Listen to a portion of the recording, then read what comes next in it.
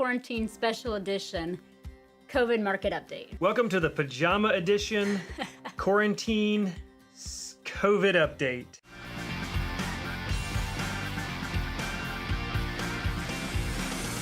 With everything going on, I'm getting a lot of questions about the market, the real estate market, what's going on. So we're doing this for you. All right, so first question, is anything selling? Like, what's actually happening? That's a great question, and I get that one a lot.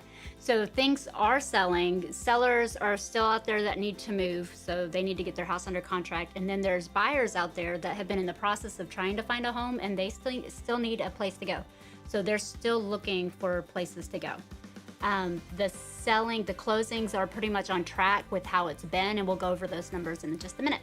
So the next topic is, how do I stay safe while selling my home?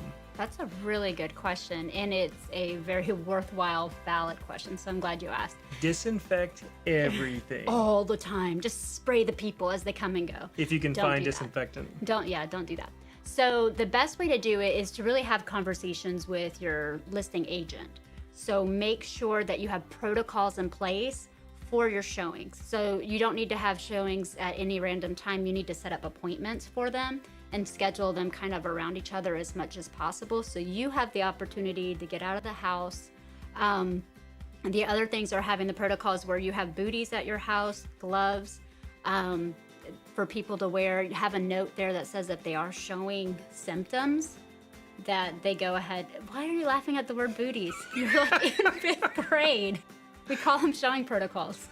Okay, I'm better now. The best thing is to have protocols in place. So making sure that your showings are done by appointment only, and also making sure that the buyer's agent knows that the people that are looking at your house have to wear booties.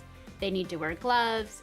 The buyer's agent can go in ahead of them and open the doors, turn on all the lights, wipe everything down on the way out, have wipes, well, I guess I can't say, have sanitizing wipes available for easy use, or a spray of some sort, have that ready. Then also talking about open houses. If you choose to do open houses, make sure you're following the guidelines where you don't have more than 10 in there at a time, making sure everybody's 6 feet apart. But even better, you could do virtual open houses. You can have your listing agent do a virtual open house. There's a complete way to do that. They have a system to do that. If you are having any symptoms of being sick, you need to contact your agent right away and just let them know so they can suspend showings for a little bit, or even kind of work out how they can do showings virtually. Also, having videos, walkthrough videos of your property is super key. So that way people can look at it almost without having to come to see the house, so they come when they're really into it. Are closings even happening right now? That's a good question.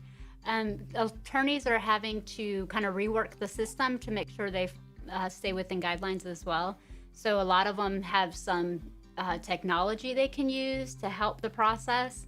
They try to get the packages to the buyers or seller prior, so that way they can review it and answer all the questions before the actual closing, to eliminate the time that they're there at the office. They don't have people wait in lobbies. They have them wait in their cars and text them to come in when it's their turn. They have buyers and sellers sit in separate rooms if both of them need to be there, if the seller can't do like a mail away or something like that. So they're working around it as well, but closings are still happening. So the seller can do something, well, you said mail away. Mm-hmm. What does that mean? That just means that the seller gets the documents before the closing, and they can sign everything, have it notarized, send it back to the attorney, and then they don't even have to be there at closing. Really? Mm-hmm. Oh, that is nice. Yeah. So then only the buyer goes to the office. Exactly. The buyer does have to be there. Okay. That's nice. Yeah. What is the market doing to the value of someone's home? That's a good question. That's a question I'm really curious about, so I went and dug up some information. The numbers aren't showing a really big decrease in price values or anything like that. And that probably has to do with the inventory, because the inventory is low. So what we're gonna look at is Cobb County, Paulding County, and Bartow County, and compare year over year. So 2019 numbers from January, February, and March, and 2020 numbers. And then later on in the week, when we actually finish March, we can go ahead and look at the numbers for March specifically and see what happened there. Okay. by high school district, no less. Yes. Yeah. Okay, what is median sales price before we even get into the numbers? All right. So we're using the median sales price to kind of be our guide versus an average sales price. The median is the number that is in the middle between the highest and most expensive house and the lowest price, and it kind of fluctuates like this. The average would be taking all the houses and their price and then dividing them up by units, which doesn't necessarily give you a really fair because that view of could it. be skewed. It could be one way or the skewed other depending on how many $1 million homes are on the market, or versus how many lower exactly priced and houses. I like to look at that median sales value because I feel like it just has more sustaining value over time. It fluctuates and comes back down, but it just doesn't move quite as much. Gives you a better picture. Yeah, it gives of to the me market. it gives me a better picture of actually what's going on. Okay, so let's do this. Let's start with Cobb County, and then give us last January, which was 2019, and then give us this January, Okay.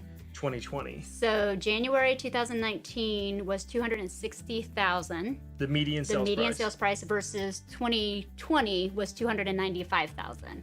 In February, the 2019 was $286,000, and February 2020 was $290,000. So March 2019 is $293,000, and in 2020 it's $312,000. So you'll see the median sale prices aren't, they're not going down, they're pretty much going up or staying very close to the same. It'll be interesting to see what happens in the second quarter, of course, and we'll keep you updated with all that every month. All right, so what is Paulding? So Paulding, their 2019, January 2019 was $200,000, a little over that, and then 2020 was $213,000. February 2019 was $210,000.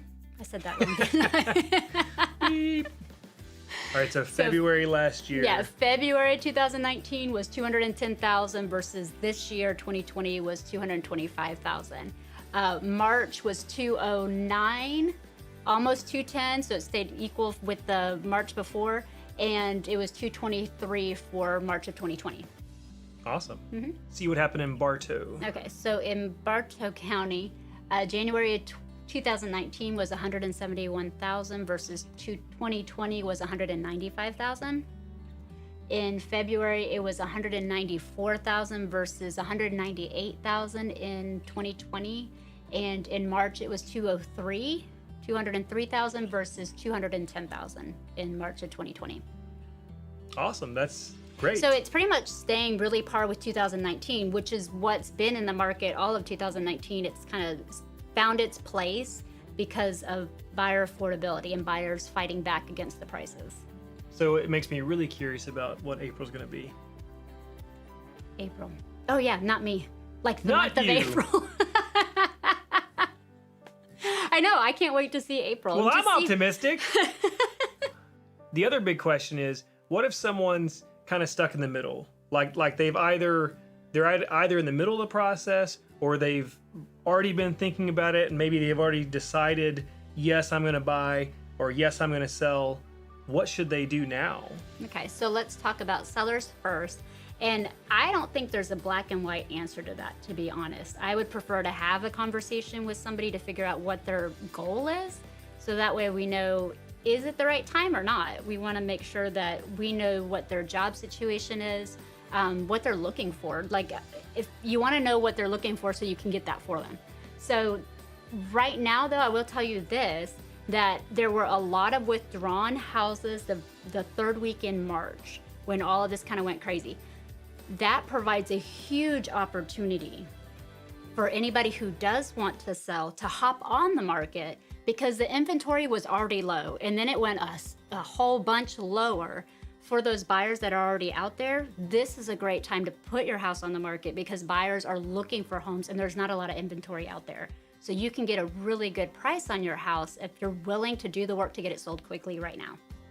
Okay, so so just to clarify, when you say withdrawn, you mean people had already listed their house, it's already on the market, they're hoping to sell it, and then they got spooked and pulled them off the market. Or for whatever, there's always a natural number of people withdrawing off the market for whatever reason. then all of this, there was a higher spike in the number, which has since dropped and normalized that third week in March. Okay, so basically, they pulled off the market. It's a good time to get on the market. Exactly. Oh, that If makes you're sense. ready, if you're ready to take advantage of the opportunity, it's there. Because in the last 2 weeks, I've seen so many houses go into multiple offer situations where the sellers are getting much higher prices just because of the gap or the hole that happened when people withdrew their houses off So the there's market. just less to choose from. There's less to choose from. From a buyer's point of view. From a buyer's point of view. And then the interest rates are still historically low.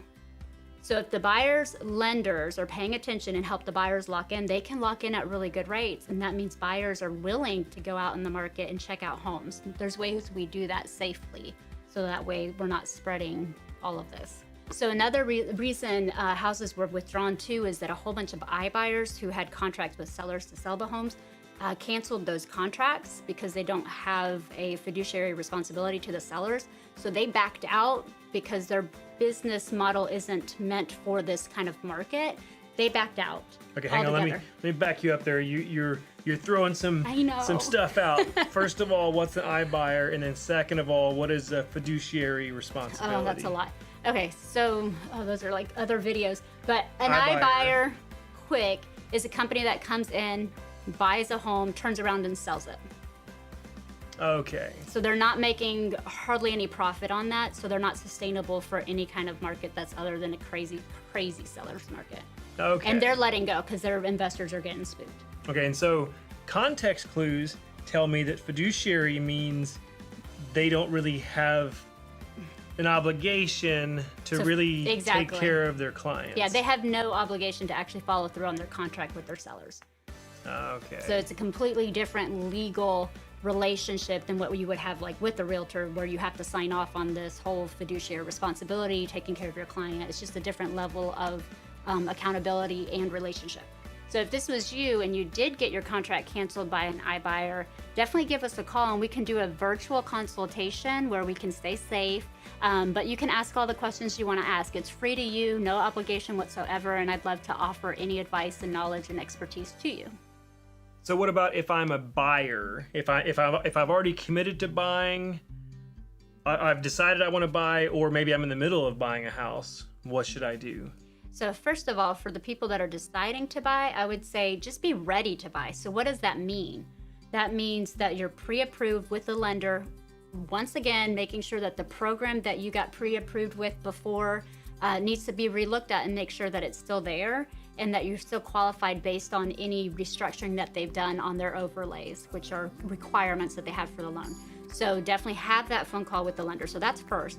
Second of all is be ready to put the offer on the house that meets your needs. If it's meeting your needs and it's in the price point that makes sense, get ready to just put an offer on it. Don't think that this market makes it to where you can just hold off. That house will go under contract. It just will. That's the market we're in. Especially with less houses to choose from. People are jumping So on it. is it a good time for a buyer? Yes, because there are amazing interest rates to take advantage of. So you can buy more home or more land. If you're looking at land, you can buy more with the interest rates that are available to you.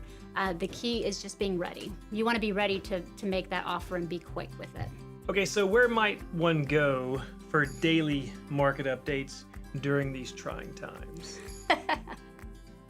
So every day I'm doing a daily market update covering just the general stats for Paulding, Cobb, and Fulton County. I do like to follow Fulton because it kind of leads with certain trends.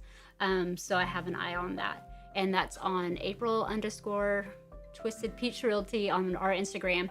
Or you can look us up on our Facebook page. I put it there, Twisted Peach Realty Group. Oh, don't forget a special mention to Lindsay. Okay, so I have this really amazing friend who is making masks for our medical staff in the area and up north because she knows people up there too. And she's taking in donations. We're gonna put the link below, above, I don't know, wherever it goes. But for you to donate there, her goal is to make 500, and she has kids at home while she's doing that. So she is amazing. Shout out to you, Lindsay. I appreciate all that you're doing.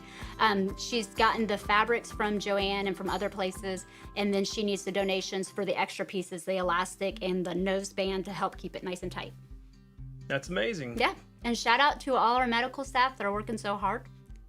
Yes, thank you doctors, nurses, paramedics, cops, firefighters, EMTs, working hard to keep us safe. Thank you.